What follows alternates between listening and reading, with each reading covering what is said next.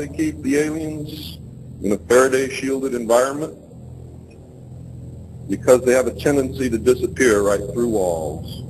And if you can prevent the transmission of electromagnetic energy, you can stop them from doing it. That explain some of the visual glances of these things.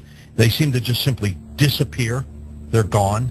Exactly. I mean, they're appearing out of nowhere and then disappearing right in front of people. And that's why scientists who have no access to grind, they just say that it doesn't make that much sense. And also, if they're just trying to observe us, to take account of what we're doing on Earth, I mean, after a while, after so many months or years or centuries, it kind of gets old. They either would take us over, or they've already discovered all the information they need to know about Earthlings, and so they're just going to take us over or make first contact and just sort of do what they need to do next. To endlessly observe us, it doesn't make any sense.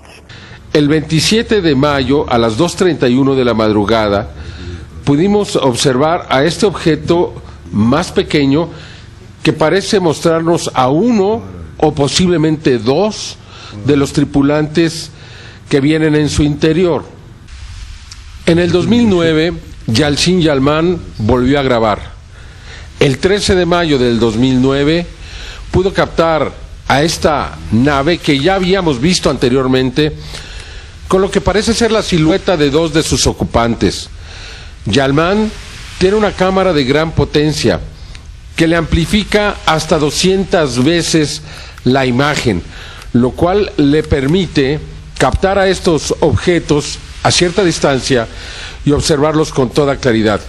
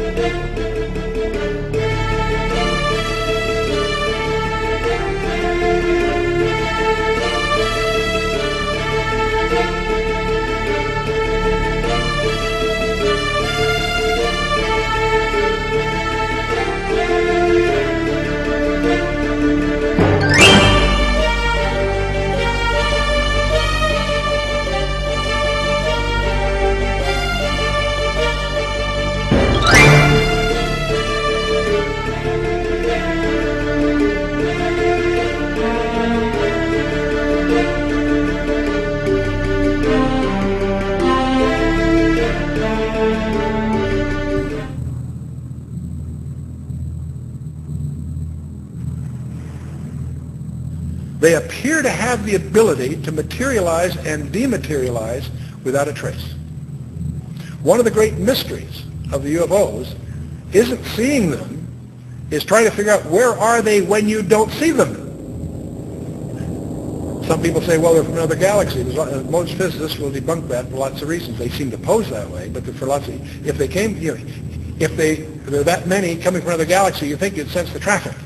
We'll come to that with some more reasonable explanations, and you're going to discover the two top researchers in the last century, really, is Jacques Vallée, France, and J. Allen Hynek, the American. Now, J. Allen Hynek was head of astronomy at Cornell, and he set out to debunk this nonsense about UFOs, and he became one of the most ardent, competent, balanced researchers in the trade. J. Allen Hynek, he died a few years ago.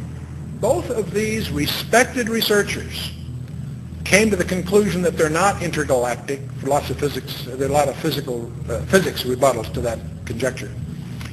They both argued that these things are demonic. Their term. They've written many, many books. You can check them out. These are not religious people. They're not people with any kind of personal agenda. But they came to the conclusion that these things, on the one hand, and by the way, we take for granted that we strip away the nonsense and the hoaxes, set that aside. There's tens of thousands of files you have to walk through. When you cut through all that, there's still a core group, a substantial core group of real events that need explanation. And so on the one hand, they exhibit physical properties on the one hand. On the other hand, they also violate all physical laws. And so the conclusion that both J. Allen Hynek and Jacques Vallée and others have come to is that they're hyperdimensional, that somehow they come from another dimension periodically. The next question. Now we're getting down to the juicy stuff. Aliens must be able to travel vast distances. Well, here's my favourite, the Next Generation Star Trek craft. But here we go. They've got to travel at warp speed. Warp is faster than light. Light speed is 300,000 kilometres per second, right? You've got to travel much faster than that to get around the universe. In fact, if Einstein's right, it'd actually be impossible to travel even at light speed. Just think about what I'm going to say for a minute, because it's a bit mind-bending. Because to travel at light speed, you require your mass becomes infinite, and you require an infinite amount of energy.